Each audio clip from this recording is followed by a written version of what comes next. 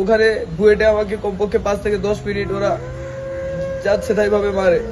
বৈষম্যবিরোধী ছাত্র আন্দোলনের হাসিব, শুভ, ওরা হচ্ছে আবরার এবং আরো অনেকে, সাইফুল্লাহ, এরা সকলে হচ্ছে আমাকে মারছে। থানা পর্যন্ত রিক্সাতে ওরাই দিয়ে আসছে। যখন দেখছে যে সিচুয়েশন খারাপ একদমই, ওরা হচ্ছে চেকদোলা করে থানায় দিয়ে আসছে। আপনারা চাইলে থানার সিসিটিভি ক্যামেরা ফুটেজ চেক করতে, আমাকে না দেখায় যারা আমাকে মারছে তাদেরকে দেখান ভাই। কারা মারছে আপনাকে?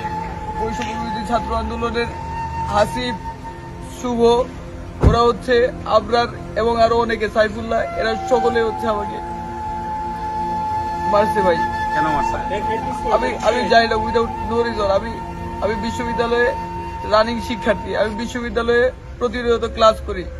আমাকে শুধু শুধু হচ্ছে ওরা বুয়েটের কাজী নজরুল ইসলাম হলে আমি খাইতে গেছি সেরি, ওরা হচ্ছে ওখানে খাচ্ছিল, হঠাৎ করে হচ্ছে আমাকে হচ্ছে ওরা নির্মম ভাবে হচ্ছে 2-2.5 ঘন্টা মারছে। যেভাবে পারছে এইভাবে আমি সহায়তা চাইছি। আমি বলছি আমার কোনো এলিগেশন থাকলে আমাকে পুলিশে দেওয়া হোক, ওরা আমাকে পুলিশের কাছে দেয় নাই। আমার বর্তমান অভিভাবক ঢাকা বিশ্ববিদ্যালয়ের প্রক্টর, আমি প্রক্টর ভিসি থেকে কোনো সহায়তা পাইনি। আমি বলছি আমাকে প্রক্টর এবং ভিসির কাছে হস্তান্তর করা হোক, আমাকে সেখানেও দেওয়া হয়নি। আমাকে ওরা বেদম 2 থেকে 2.5 ঘন্টা, ওরা 20 থেকে 25 জন মিলে হচ্ছে মব করেছে। তারপর হচ্ছে রিক্সাওয়ালার সহায়তা, রিক্সাওয়ালা এবং হচ্ছে ওরা যারা আছে ওদের মানে থ্রুতে আমাকে হচ্ছে থানা পর্যন্ত আনা হয়েছে।